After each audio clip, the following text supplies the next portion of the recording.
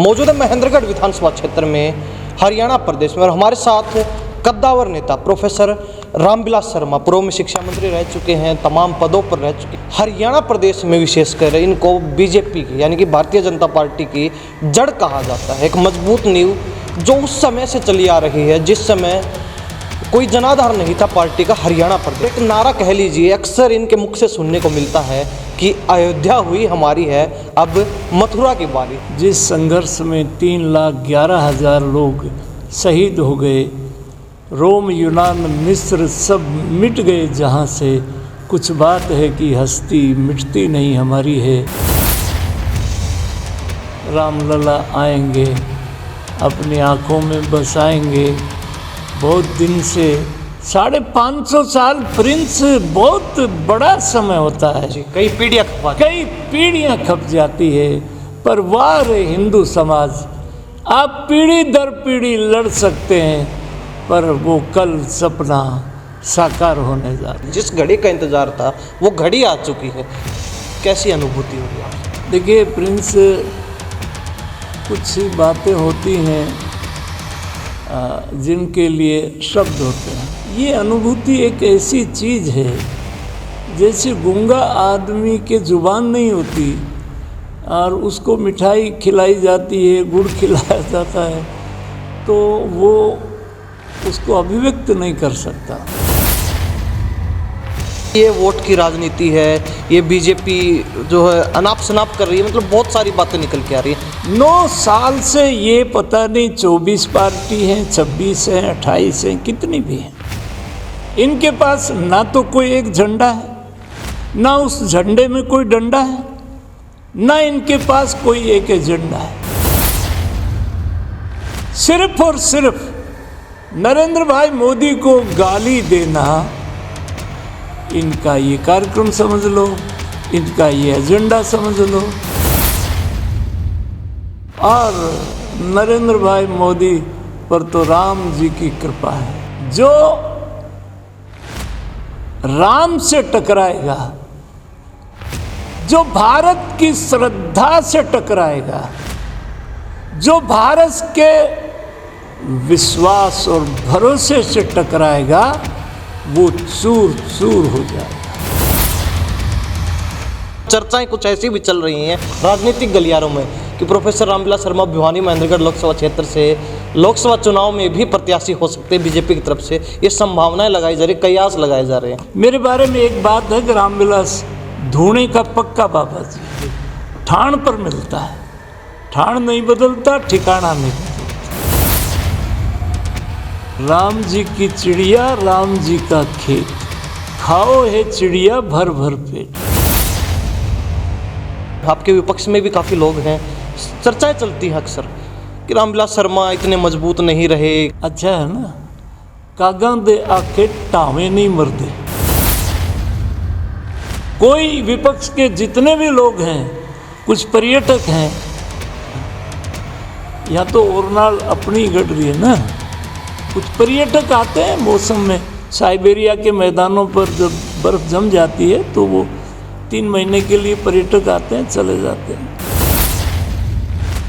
स्वागत आपका हरियाणा न्यूज़ 24 पर। मैं हूं प्रिंस लांबा, मेरे से विनय सिंधु के साथ मौजूद है महेंद्रगढ़ विधानसभा क्षेत्र में हरियाणा प्रदेश में, और हमारे साथ कद्दावर नेता प्रोफेसर रामविलास शर्मा पूर्व में शिक्षा मंत्री रह चुके हैं, तमाम पदों पर रह चुके हैं, और हरियाणा प्रदेश में विशेषकर इनको बीजेपी की यानी कि भारतीय जनता पार्टी की जड़ कहा जाता है, एक मजबूत नींव जो उस समय से चली आ रही है जिस समय कोई जनाधार नहीं था पार्टी का हरियाणा प्रदेश में। और आज तक ये जड़ें इतनी मजबूत हैं कि इनको विपक्ष की बात करें या फिर किसी भी दल की बात करें, कोई हिला नहीं पा रहा है।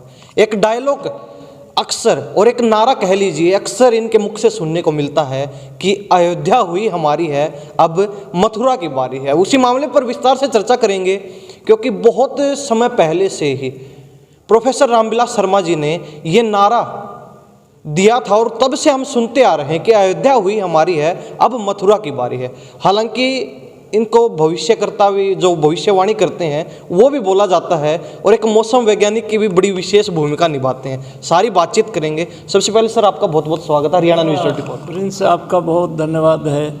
आपका यूट्यूब चैनल मुझे हरियाणा के भाई बहनों से मिलने का अवसर प्रदान करता है। और आज तो मैं पूरे देश के भाई बहनों से, आदरणीय बुज़ुर्गों से, संतों से प्रणाम करता हूँ। कल वो घड़ी आ गई है जी। 550 साल का हिंदू समाज का संघर्ष, जिस संघर्ष में 3,11,000 लोग शहीद हो गए, रोम, यूनान, मिस्र सब मिट गए जहाँ से। कुछ बात है कि हस्ती मिटती नहीं हमारी है। ये जो भारतीय के समाज का, ये हिंदू समाज का जो श्रद्धा है, जो भरोसा है राम जी के ऊपर, ये हस्ती है हमारी, ये बात है जो हमारी हस्ती को बचाए हुए है। और कल की 12:29 पर कल भगवान रामलला, जिनको लोगों ने टेंट में बिठा के रखा, जिनको लोगों ने कैद में बना के रखा, कुछ लोग इस देश में राम की धरती पर राम का खाते हैं, और बाबर का जो सेनापति था मीर बाकी ने हमारा घर उजाड़ा था, हमारी श्रद्धा को उजाड़ा था, और मंदिर को तोड़ करके, राम लला को हटा करके और एक मस्जिद बनाई थी जिसमें कभी नमाज नहीं पढ़ी गई। और ये समाज तब से लेकर के आज तक एक सपना आँख में सजोए हुए, और कल वो घड़ी आ गई है। भारत के लोकप्रिय और यशस्वी बहादुर प्रधानमंत्री नरेंद्र भाई मोदी पिछले 10 दिन से अनुष्ठान पर बैठे हैं। पूरे भारत को एक देश, अखंड देश, एक राष्ट्र, एक जन। कल वो रामेश्वरम में थे, 22 नदियों के जल से वो स्नान कर रहे थे, वो अभिषेक कर रहे थे। वो पूरे 10 दिन से कठोर अनुष्ठान की पालना कर रहे हैं। उनके भाव से राम भक्ति झलकती है, राम धुन में लीन है। और कल उनके मुबारक हाथों से राम लला का दुनिया दर्शन करेगी। वो राम लला की ऐसी अरुण, योगीराज ने ऐसी प्रिय दर्शनी, ऐसी मूर्ति बनाई है। आज कई पत्रकों ने उस मूर्ति को विज्ञापन के ज़रिए लोगों के सामने, लोग उस घड़ी का इंतज़ार हैं, रामलला आएंगे, अपनी आँखों में बसाएंगे। बहुत दिन से 550 साल प्रिंस बहुत बड़ा समय होता है जी, कई पीढ़ियाँ खप जाती है। पर वाह रे हिंदू समाज, आप पीढ़ी दर पीढ़ी लड़ सकते हैं, पर वो कल सपना साकार होने जा रहा है। सर क्या कहेंगे, एक सपना, एक जोश, जिस चीज़ के लिए युवा यानी कि उम्र के एक प्रथम पड़ाव में देखा और उम्र के दूसरे पड़ाव में आकर कहीं ना कहीं उन्हीं आंखों के सामने वो सपना जवानी का अब पूरा होता देख रहे हैं, क्या अनुभूति हो रही है हृदय को? कितना जो है आनंद, कितना सुकून आज आपको मिल रहा है? क्योंकि जिस घड़ी का वर्षों से इंतजार, चाहे सनातन धर्म को लगा लीजिए, श्री रामचंद्र में आस्था रखने वाले लोगों का लगा लीजिए, पूरे हिंदू समाज का लगा लीजिए, जिस घड़ी का इंतजार था वो घड़ी आ चुकी है। कैसी अनुभूति हो रही है आप सबको? देखिए प्रिंस, कुछ बातें होती हैं जिनके लिए शब्द होते हैं जी, कुछ भावनाएं होती हैं जिनके लिए बड़े बड़े शब्द हैं। ये अनुभूति एक ऐसी चीज़ है जैसे गूंगा आदमी के जुबान नहीं होती और उसको मिठाई खिलाई जाती है, गुड़ खिलाया जाता है, तो वो उसको अभिव्यक्त नहीं कर सकता। हम लोगों ने वर्षों से ये साधना की है, पूरे समाज ने साधना की है। कल जैसे रजत शर्मा जी दिखा रहे थे दीदी माँ ऋतंबरा को, तो ऋतंबरा जी के कितने साधु संत हैं। पूज्य स्वामी रामभद्राचार्य जी कह रहे हैं पूज्य स्वामी मुरारी बापू 1000 कथाएं कर चुके देश में और विदेश में। 2 महीना पहले लंदन में राम कथा करके आए तो इंग्लैंड के प्राइम मिनिस्टर ऋषि सुनक जी आ गए और ऋषि सुनक ने कहा, I am here not as a prime minister of England, I am here that is I am a Hindu. मतलब संत व्याख्या कर रहा है, राम भक्त व्याख्या कर रहे हैं। आज मिथिला से लोग श्रद्धा लेके आए हैं, 1100 फलों के टोकरे लेकर के आ रहे हैं। अयोध्या से अलग अलग वेशभूषा में राम की बारात सज रही है। मैं आज आपको कह सकता हूँ कि पूरा समाज आज राम भक्ति में लीन है।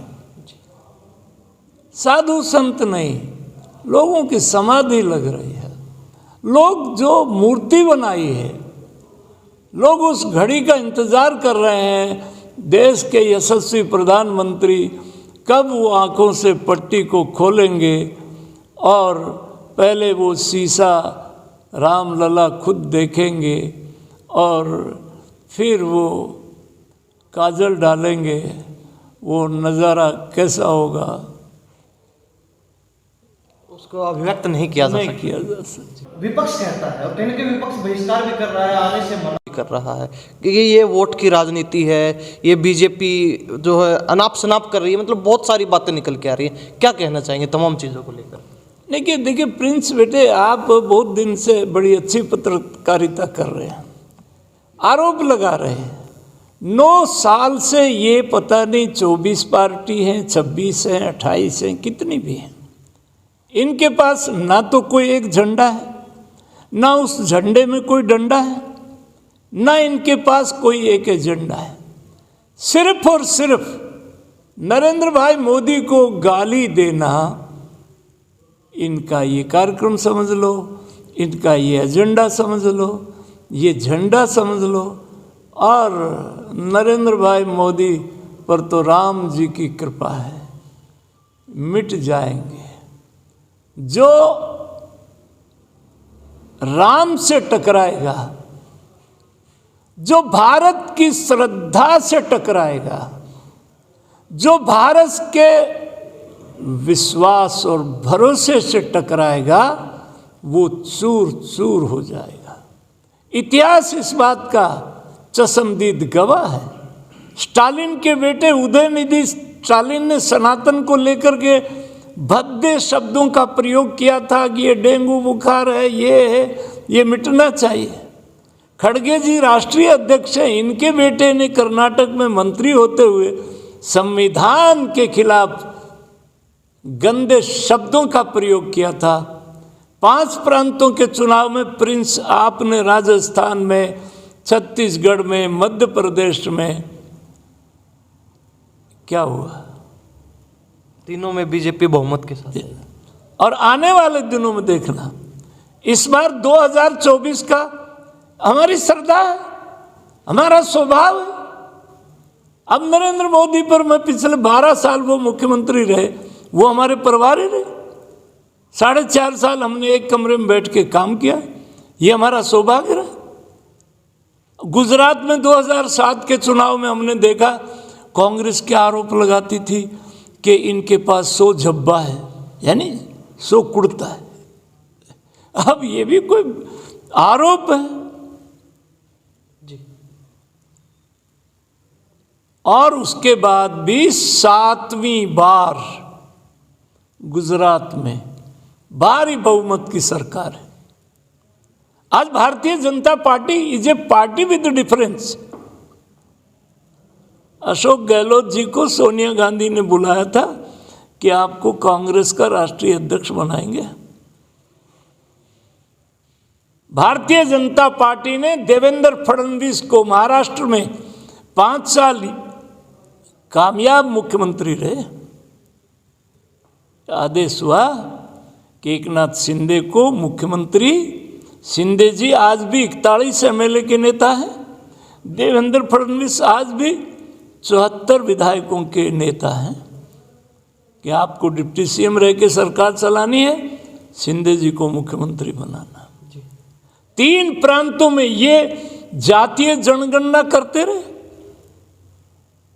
शिवराज सिंह चौहान को चिट्ठी खोली और उसमें लिखा था मोहन यादव मध्य प्रदेश में मुख्यमंत्री होंगे। मोहन यादव 5वीं लाइन में बैठा। जब शिवराज सिंह चौहान ने कहा जो आदमी 18.5 साल मुख्यमंत्री रहता है मध्य प्रदेश में, और उन्होंने जब कहा कि ये मोहन यादव हमारे अगले मुख्यमंत्री होंगे, तो मोहन यादव खड़ा ही नहीं हुआ, उसको कल्पना ही नहीं थी। विश्वास सारंग ने कोहनी मार के उठाया। राजस्थान में बहन वसुंधरा राजे ने चिट्ठी खोली तो उसमें भजनलाल शर्मा जी का नाम आया। This is a party with difference. Chhattisgarh में हमारा एक पुराना कार्यकर्ता आदिवासी समाज से विष्णुदेव सहाय को मुख्यमंत्री बना दिया। झड़ल्ले से सरकारें चल रही। सर, हरियाणा को लेकर बातचीत करें, कुछ 1-2 सवाल आपके साथ बिल्कुल, रहेंगे। बिल्कुल। आप कहते हैं 2024 में एक बार फिर, यानी कि तीसरी बार प्रधानमंत्री नरेंद्र मोदी आ रहे हैं, और कहीं ना कहीं ये बात विपक्ष भी मानने लगा। अब विपक्ष भी इस बात में सहमति जताता है कि हाँ, मोदी जी तो आ रहे हैं, पक्का आ रहे हैं। लेकिन हरियाणा में क्या लगता है आपको? हरियाणा में बीजेपी की सरकार बनेगी। कुछ अटकलें ऐसी चलती हैं कि मुख्यमंत्री बदलेंगे या फिर तीसरी बार सीएम मनोहर लाल खट्टर रहेंगे, कुछ ऐसा, क्योंकि जो दूसरे स्टेटों को देखा गया है उस लिहाज से कहा जा रहा है कि परिवर्तन हो सकता है, बदलाव हो सकता है। देखिए, प्रिंस मनोहर लाल जी 9 साल से मुख्यमंत्री हैं हरियाणा का। सारा विपक्ष, अब अशोक तंवर कल भाजपा में आ गए हैं, बिल्कुल, सब जगह चक्कर काट के आत्महत्या पार्टी में गए थे यानी आम आदमी पार्टी। अशोक तंवर का हम स्वागत करते हैं। और मैं हरियाणा की सच्चाई बताता हूँ। मैं अध्यक्ष था बीजेपी का जी। आदरणीय मनोहर लाल जी मेरे साथ संगठन महामंत्री थे। 26 अक्टूबर 2014 को पूर्ण बहुमत अध्यक्षता में आया और वेंकैया नायडू जी उपराष्ट्रपति बने। बाद में दिनेश शर्मा डिप्टी सीएम थे यूपी के, वो प्रभारी बन के आए और मुझे कहा गया और मैंने श्री मनोहर लाल जी के नाम की प्रस्तावना की। झड़ल्ले से 5 साल सरकार चलाई। हरियाणा संघर्ष की धरती है, परंतु नरेंद्र भाई का जो नेतृत्व है ना प्रिंस, आपने स्वयं, आप तो गांव-गांव गली-गली घूमते हो, ये सैनिक सरदारों का भी प्रदेश है। 10 साल से नरेंद्र मोदी दिवाली का त्योहार सैनिक वेशभूषा पहन के बॉर्डर पर मनाते हैं। हमारी आबादी हिंदुस्तान की कुल आबादी का 2% बनती है, पर सेना में हमारा योगदान 11% है। हमारे यहाँ से Siyag chief of the army staff रहे। इस बार चाइना से 2 किलोमीटर पहले लपसा चौकी में नरेंद्र भाई मोदी ने ललकार के कहा, है चाइना के लोगों, ये 1962 का भारत नहीं है। 30,000 किलोमीटर जमीन पर तुमने कब्जा कर लिया, हम वापस लेना जानते हैं जी। और मैं आपको एक बड़ी बात कहना चाहता हूँ। कुछ नेता ऐसे होते हैं जो जमीन 30,000 किलोमीटर जमीन दुश्मन को दे दी। रेजांगला में मेजर शैतान सिंह के नेतृत्व में 119 जवान शहीद हो गए। रेजांगला में, चुसूल में चाइना के जो सैनिक शहीद हुए, हमारे सैनिकों ने बूट खा के भी गोली चलाई, दुश्मन की जान ली। चाइना ने भी हमारे शहीदों के स्मृति में बंदूक को उल्टा करके, टोपी करके, चुसूल में आज भी चौकी पर भारत के सैनिकों के सम्मान में। 30,000 किलोमीटर जमीन का जवाब ये दिया गया था कि ये उपजाऊ जमीन नहीं थी, पर हमारे पास ऐसा बहादुर प्रधानमंत्री नरेंद्र भाई मोदी है जो देश का भूगोल बदल देगा।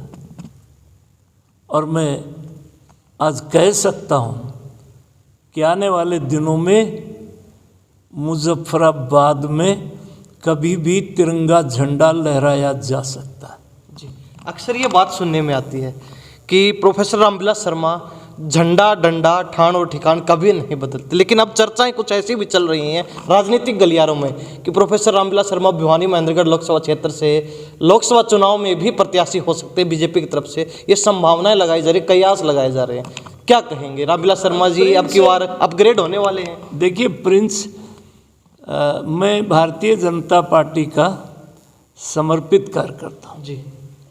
मैं राष्ट्रीय स्वयंसेवक संघ का निष्ठावान स्वयंसेवक हूँ। मेरी जिंदगी में कई ऐसे ऐतिहासिक अवसर आए।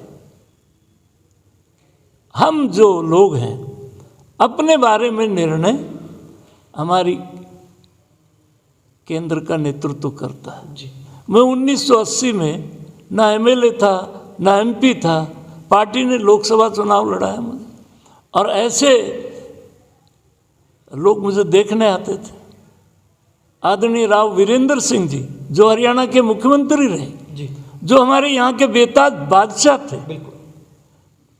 भारत सरकार में कृषि मंत्री रहे, उनके मुकाबले में 30 साल के रामविलास को वो रोनात वाली न्योंदा जाट और धन्ना जाट और न्योंदा खाती वाली 2 लाख वोट उस समय लोगों ने दिया। 84 में लड़ा। भिवानी में लोकसभा में तीनों मुख्यमंत्रियों के बेटे लड़ रहे थे। भजनलाल जी का कुलदीप लड़ रहा था, ओम प्रकाश चौटाला का अजय सिंह लड़ रहे थे, चौधरी बंसीलाल का सुरेंद्र लड़ रहा था। तो मेरी पार्टी के नेताओं ने कहा तेरे से लंबे कद का तो हमारे पास और कोई आदमी नहीं। जी जी। हमने कहा पार्टी के लिए जो कुर्बानी देना, तो हमारे यहाँ पार्टी निर्णय करती है। हम अपने बारे में कभी निर्णय नहीं करते। लेकिन कहीं ना कहीं एक लगाव, एक मोहब्बत महेंद्रगढ़ से है, वो कभी कम नहीं हो सकती ना। वो कभी मेरे बारे में एक बात है कि रामविलास धूणे का पक्का बाबा जी है जी। ठाण पर मिलता है, ठाण नहीं बदलता, ठिकाना नहीं बदलता, कार्यकर्ता नहीं बदलता। जिन घरों में आना जाना 77 में था, उन्हीं में जब 87 में मंत्री हुए तो उन्हीं में हुए। अडवाणी जी आए, अटल जी आए, भैरव सिंह शेखावत आए, नरेंद्र भाई मोदी आए, उन्हीं घरों में आए। एक आखिरी सवाल रहेगा सर, अक्सर आपको देखा जाता कोई भी बड़ा कार्यक्रम हो, छोटा कार्यक्रम, कोई भी चुनाव हो, उससे पहले आप भविष्यवाणी करते हैं। कोई कार्यक्रम होता है उससे पहले आप मौसम की भविष्यवाणी करते हैं, और वो बात सटीक भी निकलती है, अक्सर वो बात पार जाती है आपकी। तो ये क्या कारण है, कैसे अनुमान लगा देते इतना सटीक? राम जी की कृपा, वो राम जी की कृपा है। धन्ना जाट को कहा कि ये बीज बो, और धन्ना जाट ने बीज बो दिया, बाजरा बहुत जोर का हुआ, और वहाँ लोग कहने लगे ये कैसा पागल है ये, और धन्ना जाट कह रहे राम जी की चिड़िया राम जी का खेत, खाओ है चिड़िया भर भर पेट। फिर भी उसमें अनाज सबसे ज़्यादा हुआ है। सब राम की कृपा है, सब राम की कृपा। महेंद्रगढ़ में कहते हैं कि अब की बार, क्योंकि आपके विपक्ष में भी काफ़ी लोग हैं, चर्चाएं चलती हैं अक्सर कि रामविलास शर्मा इतने मजबूत नहीं रहे, कमज़ोर हो गए। आपके कार्यकर्ताओं की बात अलग है, उनका जोश आपको देख के हमेशा हाई रहता है, लेकिन विपक्ष का कुछ और ही कहना रहता, क्या कहेंगे? अच्छा है ना, कागा दे आखे टावे नहीं मरदे जी। वो पंजाबी में कहावत है ना कि अब विपक्ष के पास और तो कोई इल्ज़ाम नहीं है और कोई उनके पास एजेंडा नहीं है। अब कोई कहे कि राम, अब पिछले 2019 के चुनाव में माता बहने मेरी दाढ़ी पर हाथ फेरती, अरे रामविलास तेरी काली दाढ़ी तू हाथी भर को। अरे मेरे को मेरी माँ 45 साल हो गया, अब डेंटिंग पेंटिंग में कराता नहीं, जो ईश्वर। कोई विपक्ष के जितने भी लोग हैं, कुछ पर्यटक हैं, या तो ओरनाल अपनी गढ़ रही है ना। कुछ पर्यटक आते हैं मौसम में, साइबेरिया के मैदानों पर जब बर्फ़ जम जाती है तो वो 3 महीने के लिए पर्यटक आते हैं, चले जाते हैं। सर बहुत बहुत धन्यवाद। जी प्रिंस, थैंक यू। ये हमारे साथ प्रोफेसर रामविलास शर्मा जी खास बातचीत में थे, क्योंकि कहते हैं जिस घड़ी का इंतजार पूरे देश को था, पूरे हिंदू समाज को था, असली कट्टर सनातनियों को था, और जो प्रभु श्री राम में आस्था रखते हैं उन लोगों को था, वो घड़ी आ चुकी है। हर व्यक्ति जो है बड़े चाव के साथ, बड़े उत्साह के साथ, बड़ी गर्मजोशी के साथ और एक ललक जिज्ञासा इच्छा के साथ, उत्सुकता के साथ ये दिन एक त्यौहार के रूप में मनाने जा रहा है पूरा भारतवर्ष, और कहीं ना कहीं इतिहास के पन्नों में ये चीज़ दर्ज हो चुकी है। सारी बातचीत हुई हरियाणा की राजनीति को लेकर और विशेषकर महेंद्रगढ़ को लेकर भी। आप क्या सोचते हैं इस बारे में कमेंट में अपनी राय जरूर दे दीजिए। इन सब बातों के साथ मैं प्रिंस लांबा, मेरे सहयोगी विनय सिंधु के साथ हरियाणा न्यूज़ 24। नमस्कार, जय हिंद।